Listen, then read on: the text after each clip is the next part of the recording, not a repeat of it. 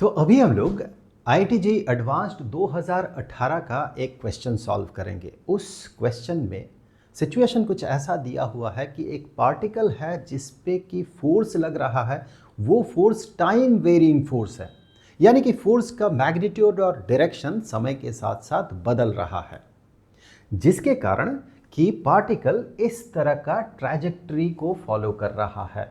यहाँ ये जो डॉट आपको दिख रहा है ये पार्टिकल है और ये एरो जो है ये फोर्स को रिप्रेजेंट कर रहा है। पार्टिकल पे लग रहा फोर्स हमेशा। तो आप देखिए समय के साथ साथ फोर्स का मैग्नीट्यूड भी बढ़ रहा है और उसका डायरेक्शन भी चेंज हो रहा है, तो टाइम वेरिंग फोर्स है। इस ट्रैजेक्टरी में मूव करते हुए, टाइम वेरिंग फोर्स के कारण मूव करते हुए इस पार्टिकल का हमें पता करना है कि पार्टिकल का वेलोसिटी और डिस्प्लेसमेंट कितना होगा at a certain point of time. वो certain point of time 1 second का है, वो मैं इसे स्टॉप कर देता हूँ 1 सेकंड में, मतलब वो एक स्पेशल पॉइंट ऑफ टाइम की बात कर रहा है और फिर सवाल पूछ रहा है कि इस पॉइंट ऑफ टाइम में जब टाइम 1 सेकंड का है उस समय पार्टिकल का डिस्प्लेसमेंट इनिशियल पॉइंट से, and initial point is the origin, initial point से इसका डिस्प्लेसमेंट कितना हुआ। यहाँ पर इस पॉइंट ऑफ टाइम में इसके पास अभी वेलोसिटी कितना है वो भी हमें पता करना है, और साथ ही साथ इस समय इस फोर्स के कारण अबाउट द ओरिजिन टॉर्क कितना क्रिएट हो रहा है। टॉर्क का मैग्नीट्यूड, टॉर्क यानी मोमेंट ऑफ फोर्स, टॉर्क का मैग्नीट्यूड और डायरेक्शन हमें दोनों पता करना है। तो ये है वो सिनेरियो। आप गौर से देखें, पार्टिकल का वेलोसिटी भी कांस्टेंट नहीं होगा बल्कि चेंज करेगा। जैसे अगर यहाँ से शुरुआत से शुरू करते हैं, आप ये पाएंगे शुरू में इसका वेलोसिटी बहुत कम है मैग्नीट्यूड, फिर ये तेज होते गया, मतलब वेलोसिटी भी समय के साथ साथ वेरी करेगा। फोर्स ही वेरी कर रहा है समय के साथ साथ, टाइम वेरिंग फोर्स है। तो ये रहा सवाल। अब यहाँ पर हम लोग क्वेश्चन में आते हैं। क्वेश्चन को अगर देखा जाए तो ये है क्वेश्चन। यहाँ पर कहा गया है कि एक बॉडी है जिसका कि मास 1 किलोग्राम है। हम लोग यहाँ पर बॉडी का मास m मानकर चलेंगे, बॉडी का जो मास है m मानकर चलेंगे, ठीक है। वो शुरुआत में रेस्ट में है, शुरुआत में वो रेस्ट में है, रुका हुआ है, और वो ओरिजिन में सिचुएटेड है at time is equal to 0। एक फोर्स, कैसा फोर्स है, एज वेक्टर रिप्रेजेंटेड है ये। अल्फा टी यहाँ पर टाइम है, अल्फा इज अ कांस्टेंट, उस कांस्टेंट का वैल्यू यहाँ पर दिया गया है। Beta is also a constant, उसका भी वैल्यू यहाँ पर दिया गया है। हम लोग यहाँ पर वैल्यू को इमीडिएटली सब्सटीट्यूट नहीं करेंगे बल्कि अल्फा और बीटा लेकर ही हम लोग चलेंगे। बिकॉज होता क्या है, नॉर्मली जेईई एडवांस्ड क्या करता है कि आपको यहाँ पर अल्फा बीटा तो दे देगा, कहेगा कि वो दोनों कॉन्स्टेंट्स हैं, लेकिन ऑप्शन में आपको देगा कि if alpha is this and beta is this then such such such. इसका मतलब कि आपको अल्फा बीटा अगर लेकर आप चलते हैं तो एक जनरल प्रॉब्लम सॉल्विंग टेक्निक को हम यूज़ कर पाएंगे। आप चाहें तो इसे सॉल्व करते हुए इमीडिएटली अल्फा की जगह 1 पुट कर सकते हैं, बीटा की जगह पे 1 पुट कर सकते हैं, लेकिन कभी कभी क्या होता है ना कि डायमेंशन मिसमैच हो जाता है इसमें, और उसके कारण कि हम लोग एक अटपटा सा सिचुएशन में पड़ जाते हैं, हमारा इंट्यूटिव सेंस काम करना बंद कर देता है कभी कभी। दैट्स वाई अल्फा बीटा के साथ अगर आप चले तो ज़्यादा बेहतर होगा।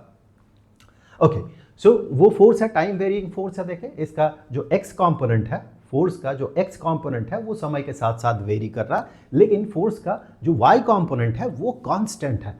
चूंकि बीटा का वैल्यू ये है 1 है, तो इसका फोर्स का जो वाई कॉम्पोनेंट है वो आपको हमेशा 1 यूनिट का ही दिखेगा, और चूंकि अल्फा का वैल्यू भी 1 है तो फोर्स का एक्स कॉम्पोनेंट जो है वो आपको टी के बराबर, टाइम के बराबर दिखेगा। समय अगर 2 सेकंड का है तो उस पॉइंट ऑफ टाइम में आपको फोर्स का जो वाई कॉम्पोनेंट है वो आपको एक्स कॉम्पोनेंट जो है वो आपको 2 यूनिट का दिखेगा। वाई कॉम्पोनेंट हमेशा ही कांस्टेंट है, 1 यूनिट का है। बिफोर वी प्रोसीड, आगे बढ़े, एक बार आप फोर्स का वो जो नेचर है वो एक बार देख लीजिए, इसके साथ मैच कर लीजिए। बिकॉज इस तरह का जो क्वेश्चन होता है, जो प्योर मैथमेटिकल सेंस वाला क्वेश्चन होता है फिजिक्स का, उसमें हम लोग को किसी तरह का फिगर या फिर किसी तरह का इमेज नहीं बना पाते हैं, जिसके कारण क्वेश्चन तो हम लोग सॉल्व कर लेते हैं लेकिन उसके पीछे का रीज़न हम लोग उतना अच्छा समझ नहीं पाते हैं, और वो जो बेसिक इंट्यूटिव सेंस है वो ग्रो नहीं कर पाता है। तो मैं एक बार वापस जाता हूं, जो हम लोग बात कर रहे थे कि फोर्स का जो एक्स कंपोनेंट है वो समय के बराबर होगा, उसका magnitude, because alpha is equal to 1, और उसका y कंपोनेंट कांस्टेंट होगा, बीटा के बराबर होगा, और बीटा का न्यूमेरिक वैल्यू 1 के बराबर है। एक बार वापस आते हैं, एक बार यहां पर वापस आते हैं। अभी अगर मैं एक सर्टेन पॉइंट ऑफ टाइम को कंसीडर करता हूं, जैसे कि टाइम इज इक्वल टू 0 को मैं कंसीडर कर रहा हूं, यहां पर ये फोर्स है, फोर्स का कोई एक्स कंपोनेंट नहीं है, because time is equal to 0। Force का एक्स कंपोनेंट का मैग्नीट्यूड, फोर्स का एक्स कंपोनेंट जो है वो टाइम के बराबर होगा, टाइम इज इक्वल टू 0, तो इसीलिए इसका कोई एक्स कंपोनेंट नहीं है। वाई कंपोनेंट इसका देखें, y component is 1। I think आपको ये दिख रहा है, मैं थोड़ा इसे इनलार्ज कर दूं, ये दिस इज 1।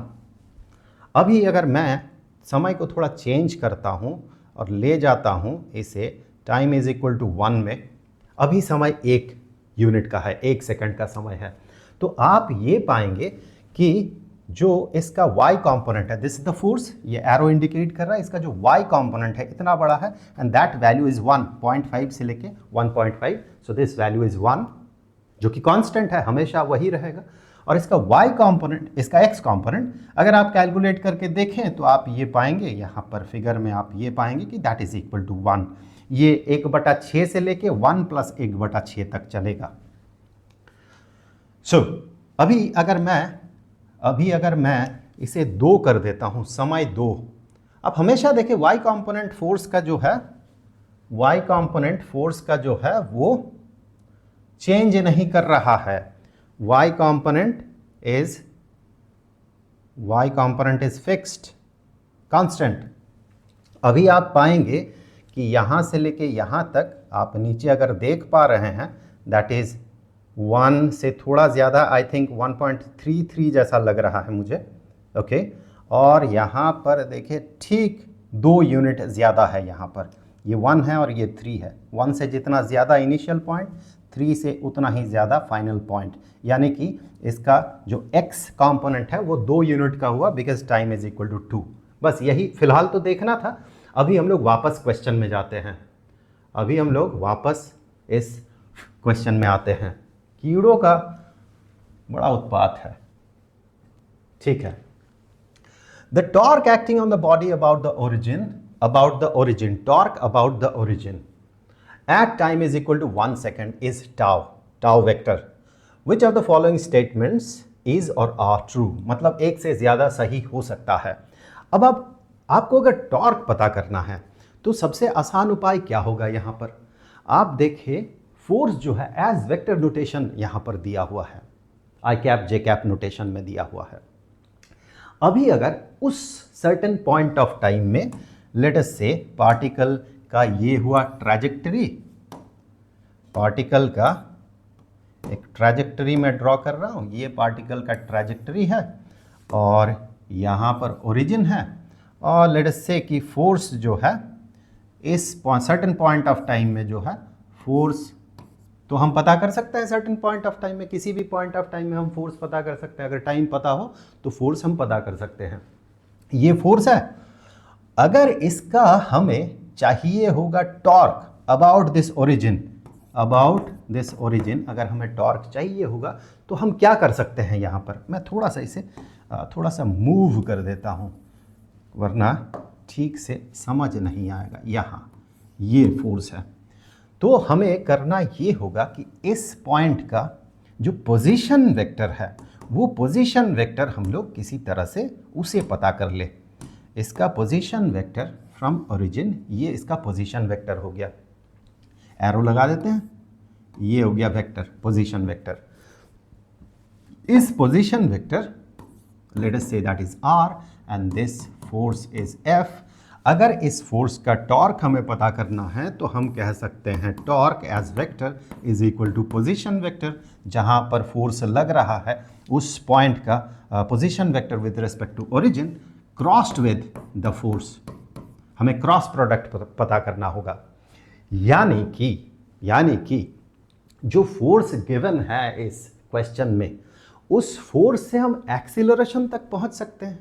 क्योंकि हमें डिस्प्लेसमेंट चाहिए होगा पॉइंट का, पार्टिकल का डिस्प्लेसमेंट एक सर्टेन पॉइंट ऑफ टाइम में। टॉर्क हमसे पूछा गया इस समय, तो इस समय पार्टिकल किस पोजीशन में होगा ये हमें पता करना होगा टॉर्क पता करने के लिए, क्योंकि उस समय फोर्स कितना है वो तो आसानी से हम पता कर सकते हैं। टाइम इज इक्वल टू 1, तो यहाँ पर 1 पुट कर दे, अल्फा इज 1 पुट कर दे, बीटा इज 1 तो वो पुट कर दे, वो तो आसानी से पता कर सकते हैं। हमें पोजीशन पता करना होगा पार्टिकल का, तब जाके हम कहेंगे position vector crossed with the force vector that is equal to torque vector. फिर हम वहाँ से आसानी से टॉर्क का, यहाँ पर मैग्नीट्यूड पूछा गया है, यहाँ पर टॉर्क का डायरेक्शन पूछा गया है, ये दोनों इस इंफॉर्मेशन से एज वेक्टर टॉर्क, इस इंफॉर्मेशन से हम इन दोनों को पता कर सकते हैं बड़े आसानी से, वो तो बड़ा मुद्दा है नहीं। दैट मीन हमें क्या करना होगा, हमें इसका पोजीशन पता करना होगा, अलग अलग समय पार्टिकल कहाँ पर रहेगा। पोजीशन कैसे पता कर सकते हैं, फोर्स अगर गिवन है और मास गिवन है, मास को हम m मानकर चलेंगे, एक सिंबल असाइन करेंगे m। मास अगर पता है, फोर्स अगर गिवन है, तो हम वहाँ से एक्सीलरेशन पहुँच सकते हैं, एक्सीलरेशन से वेलोसिटी पहुँच सकते हैं, एंड वेलोसिटी से डिस्प्लेसमेंट पहुँच सकते हैं, है कि नहीं। तो हम वहाँ से डिस्प्लेसमेंट पहुँचेंगे और रास्ते में डिस्प्लेसमेंट पहुंचने के बाद टॉर्क पता कर सकते हैं। रास्ते में जब फोर्स से एक्सीलरेशन, एक्सीलरेशन से वेलोसिटी, वेलोसिटी से पोजीशन पता करेंगे तो हम इसका भी जवाब दे पाएंगे, the velocity of the body at time at such such such. हमें डिस्प्लेसमेंट भी पूछा गया है तो हम डिस्प्लेसमेंट भी पता करेंगे, तो अल्टीमेटली हमें एक्सीलरेशन से वेलोसिटी से डिस्प्लेसमेंट जाना होगा, तब जाके हम लोग सारा का सारा जवाब दे पाएंगे। और बीच में हमें एक बार क्रॉस प्रोडक्ट परफॉर्म करना होगा। ओके, सो मैं पहले इस फोर्स को लिख लेता हूं। फोर्स को alpha t i cap, alpha t i cap, so the force is alpha t i cap plus beta j cap, ये हो गया force. And mass of the body is m, हम m मान के चलेंगे mass of the body. Hence acceleration as vector is equal to force divided by mass, यानी कि alpha divided by m t i cap, हम m से divide कर रहे हैं इसे, plus beta divided by m j cap. ठीक, तो this a acceleration can be written as acceleration is dv dt, and now this is a vector, so alpha divided by m t I cap beta divided by m j cap। इससे तो ये बराबर हो गया, this is acceleration as vector, इस dt को इधर ले जाए, dt। अब कर दे इंटीग्रेट, सो dv इसे कर दिया हमने integrate, and that is equal to integration of that thing. तो यहाँ से मैं पहले तो इस कांस्टेंट को बाहर रख सकता हूँ, ये आई कैप को भी मुझे बाहर रखना चाहिए, so this is i cap, इसके साथ t dt एक पार्ट हो गया integration, plus beta by m j cap और सिर्फ dt, कुछ नहीं है और dt। Then we will have velocity vector is equal to, indefinite integration perform कर रहे हैं, तो velocity vector is equal to, यहाँ से हमें t स्क्वायर डिवाइडेड बाई 2 मिलेगा, so alpha divided by 2m और यहाँ t square i cap plus beta divided by m t, beta divided by m यहाँ से आ जाएगा t और j cap, plus a constant of integration, यहाँ पर कांस्टेंट ऑफ इंटीग्रेशन वेक्टर होगा क्योंकि ये भी वेक्टर है, ये भी वेक्टर है, so that must be a vector. आप एरो ना भी लगाएं कोई फर्क नहीं पड़ता है। अब यहाँ पर हमें ये देखना है, कोई भी एक कंडीशन को हम देखेंगे, इस मोशन के किसी भी तरह की कंडीशन को, किसी भी पॉइंट ऑफ टाइम के कंडीशन को देखेंगे और उससे हम इस c का वैल्यू पता कर सकते हैं।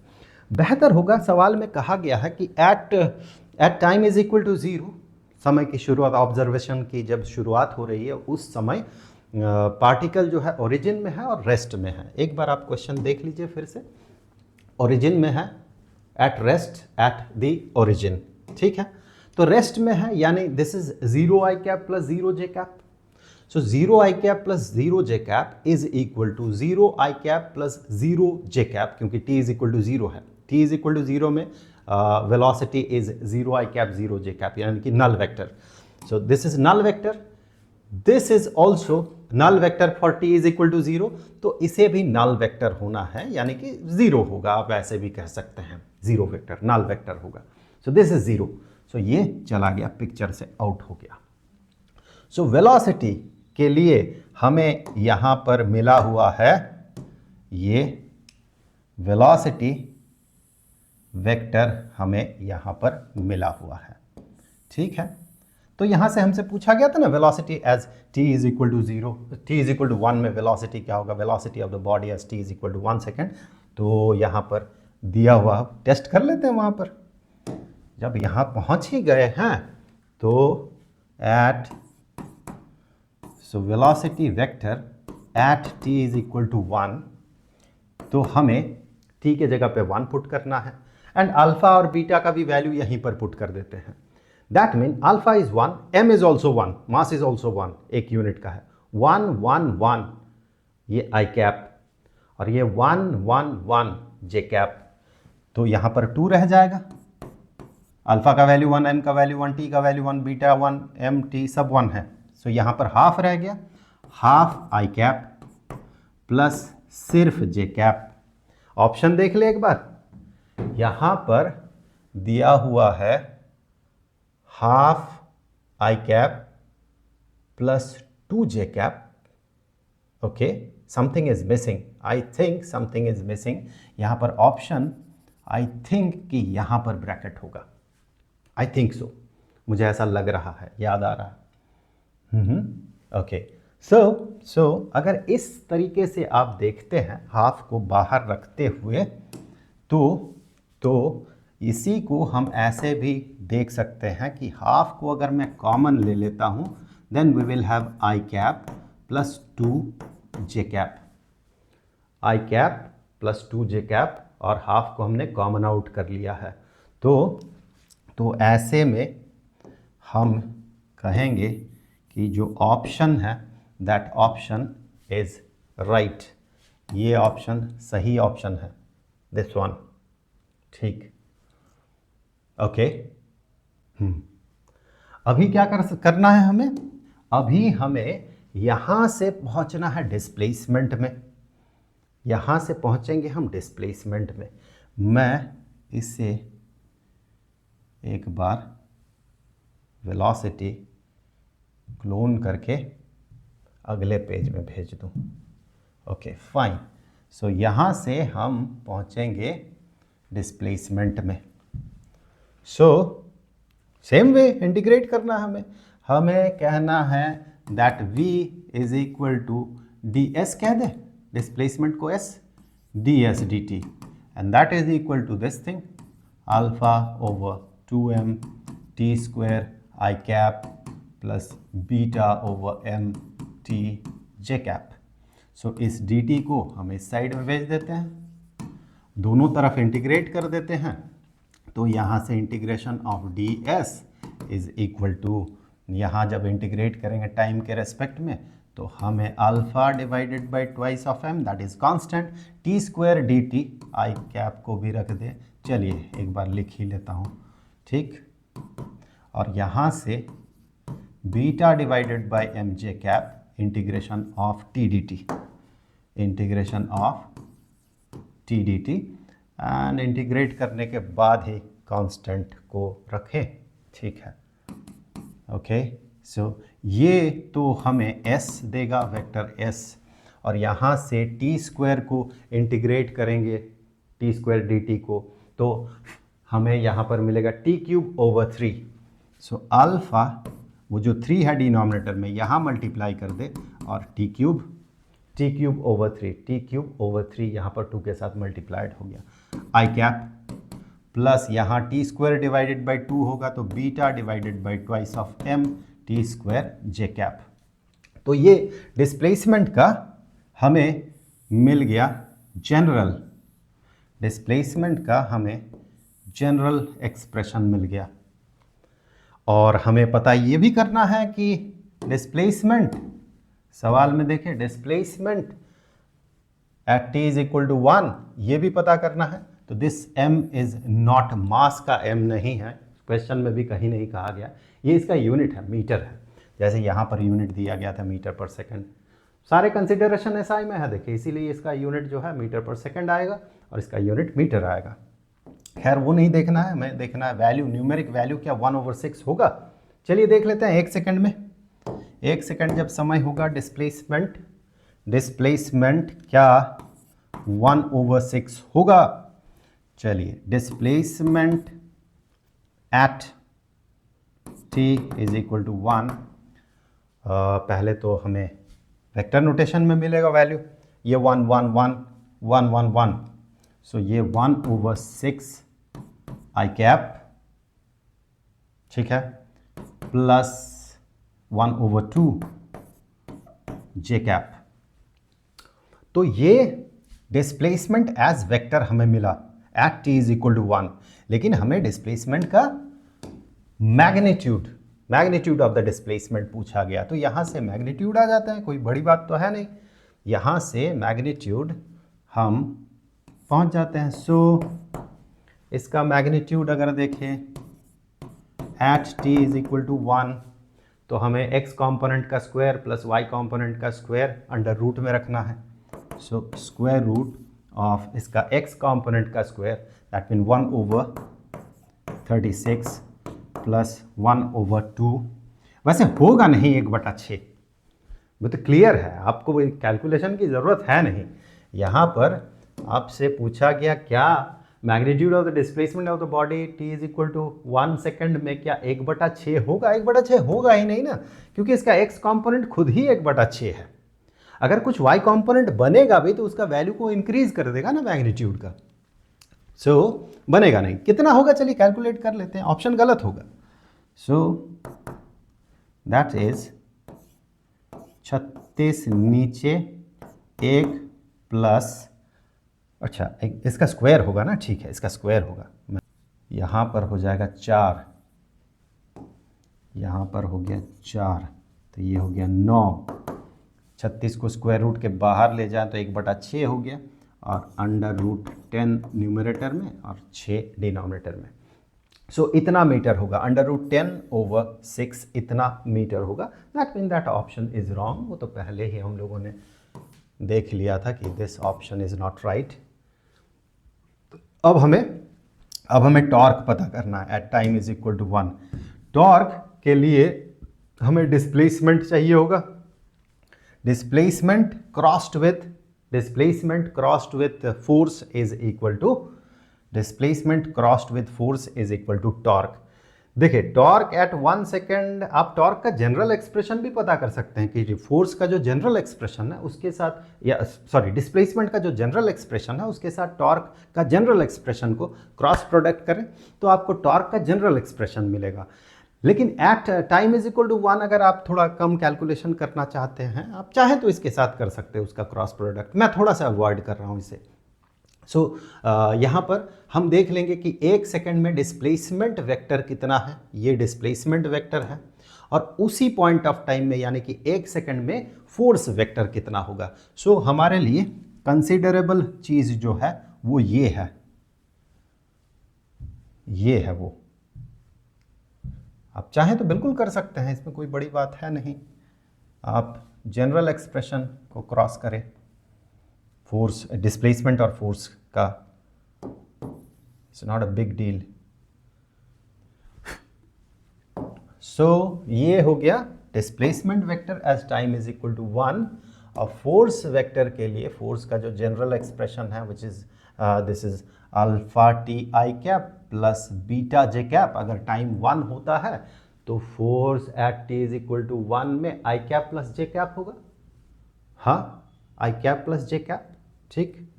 सो क्योंकि ये 1 ये 1 ये 1, so force vector at t is equal to 1 is i cap plus j cap. अब दोनों का क्रॉस प्रोडक्ट होगा, दोनों का cross product torque as vector is equal to s crossed with f. यहाँ पर नॉर्मली शुरू में हम लोग गलती कर देते हैं, एफ क्रॉस्ड विथ एस कर देते हैं। Position vector crossed with f, that is torque as vector. तो हमें क्या मिला, हमें मिला s that is 1/6 i cap plus 1/2 j cap. इसके साथ क्रॉस करना है एफ को which is i cap plus j cap.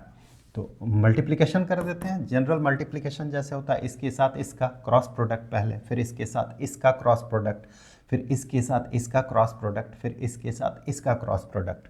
हमें पता है द बेसिक थिंग, जब हम लोग क्रॉस प्रोडक्ट करते हैं तो basic thing is i cap crossed with I cap is equal to 0 and j cap crossed with J cap is equal to 0।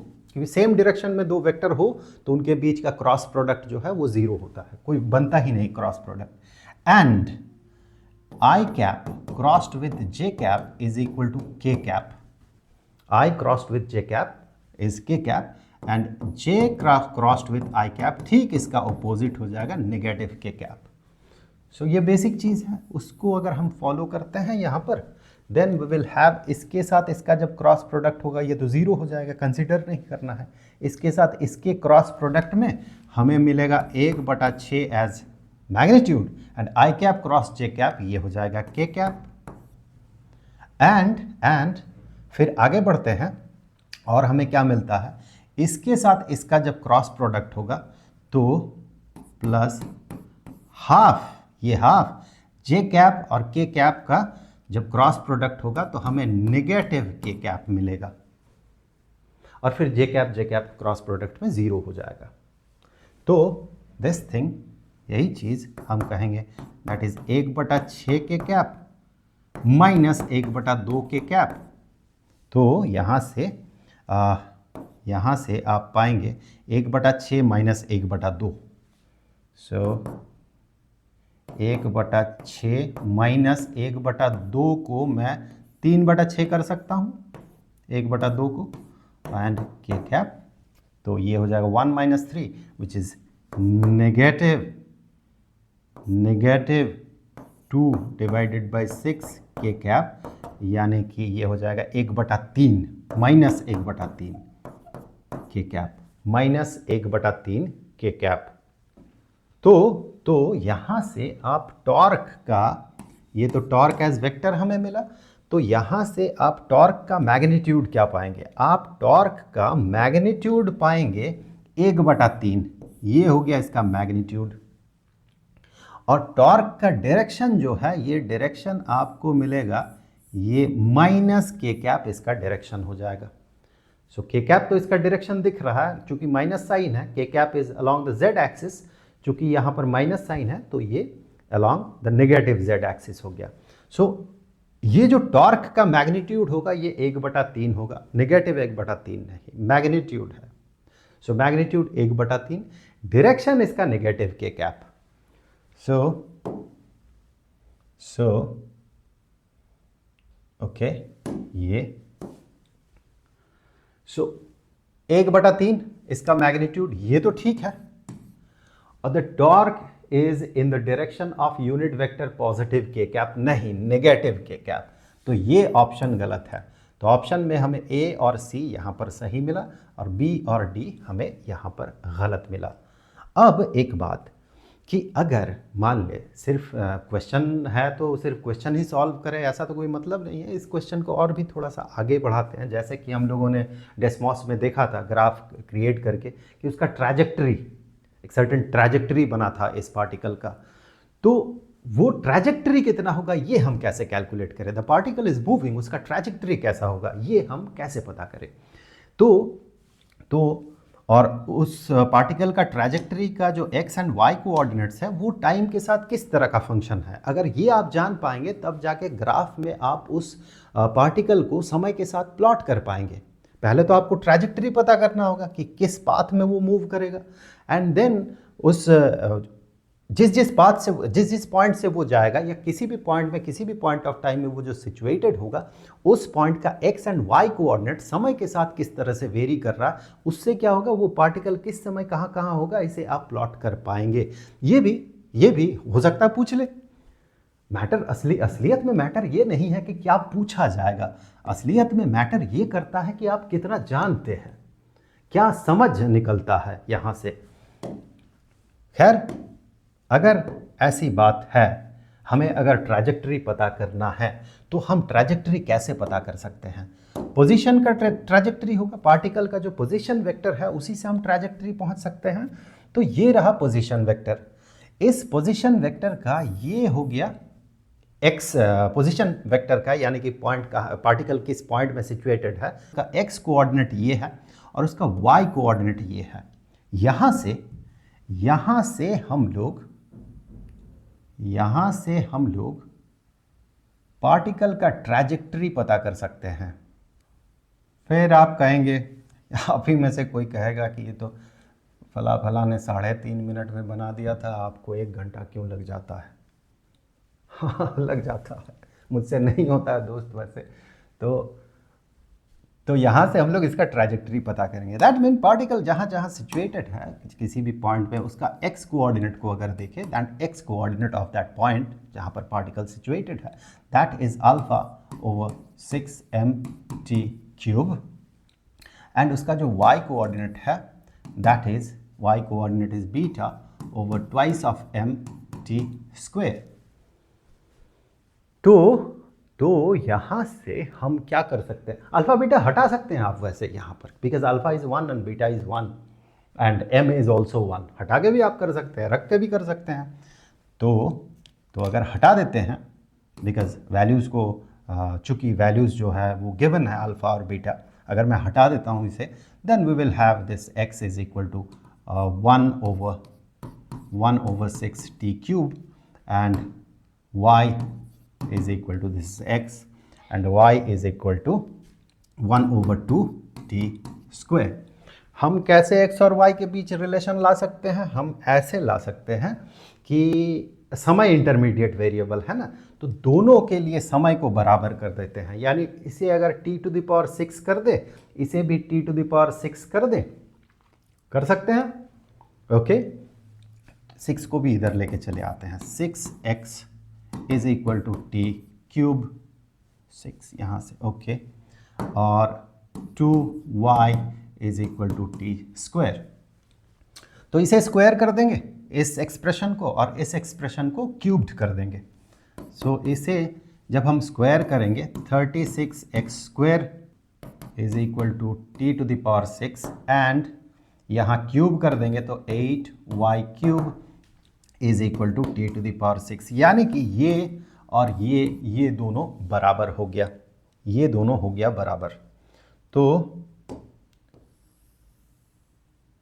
तो हम यहाँ से, और अगर टाइम वेरिंग रिलेशन आपको पता करना है तो ये तो हमने यहीं पर पता कर लिया था, समय के साथ साथ किस तरह का x और y में चेंज होगा, ये हमने यहीं पर पता कर लिया था। तो यहाँ पर हम कहेंगे कि x is equal to t³ divided by 6, x is equal to t³ divided by 6 and y is equal to t² divided by 2। तो पॉइंट का जो कोऑर्डिनेट्स है उसका टाइम वेरिइंग फंक्शन में हम उसे रिप्रेजेंट कर दिया, जो कि उस पार्टिकल को समय के साथ साथ प्लॉट करने के लिए हेल्पफुल होगा। याद रखें, t³ divided by 6 and t² divided by 2। Just a minute, थोड़ा सा, जब इसे प्लॉट किया गया था, आप गौर से देखें, जो पॉइंट, इस पॉइंट को जो प्लॉट किया गया था, आपको यहाँ पर t³ डिवाइडेड बाई 6 एंड फिर कोमा t² डिवाइडेड बाई 2 मिलेगा। तब जाके ये पॉइंट प्लॉटेड हुआ था, समय के साथ साथ प्लॉटेड हुआ था, तब जाके ये समय के साथ साथ ये जो पॉइंट मूव कर रहा है, तो तभी जाके प्लॉटेड हुआ था। और इस ट्रैजेक्टरी को कैसे बनाया गया था, तो उसके लिए ये वाला एक्सप्रेशन हमें मिला है, ये वाला expression 9/2x² whole to the power 1/3, that mean cube root. उसी को अभी ले आना है यहाँ पर। सो हमें क्या मिला? हमें यहाँ पर मिल रहा है कि हम कह सकते हैं कि 36x² is equal to 8 y cube. Y को एक्स के फंक्शन में रिप्रेजेंट करना है। सो वाई को जब हम एक्स के फंक्शन में रिप्रेजेंट करेंगे तो हम कहेंगे Y cube is equal to 36/8 X square. So अभी हम क्यूब रूट अगर पता करें, क्यूब रूट ले ले दोनों तरफ, तो हमें यहाँ से 8 इसे कैंसिल करके थोड़ा छोटा कर लें तो 4 दूनी 8, 4 9, 9/2। सो 9/2 एक्स स्क्वायर का क्यूब रूट। आप ऐसे भी रिप्रेजेंट कर सकते हैं इस तरह से भी कि y cube is equal to 9/2 x square, या फिर आप ऐसे भी रिप्रेजेंट कर सकते हैं 2y cube is equal to 9x squared. ठीक है, इसे आप देख लें। जब उसे प्लॉट किया गया था, जब ट्रैजेक्टरी को प्लॉट किया गया था, बड़ा दिक्कत है कीड़ों से, कीड़ों को समझ में तो आता नहीं कुछ। अब जब प्लॉट किया गया था, आप यहाँ पर देखिए y is equal to 9/2 x squared, उसका क्यूब रूट आपको यहाँ पर मिलेगा। ठीक है, तो उससे क्या हुआ कि ये ट्रैजेक्टरी प्लॉटेड हुआ, और जब time varying function of x and y coordinate of the point, इसे जब यहाँ पर प्लॉट किया गया तो हमें इस पार्टिकल का समय के साथ ये कहाँ पर सिचुएटेड है, ये हम लोग सॉल्व कर पाए। तो IITJEE एडवांस्ड के लिए जो प्रीवियस ईयर्स क्वेश्चन का सोल्यूशन हम लोग बना रहे हैं, इस चैप्टर के लिए जो सोल्यूशन है which is system of particles and rotational motion, उस प्लेलिस्ट का लिंक आपको यहाँ पर स्क्रीन पे मिल जाएगा।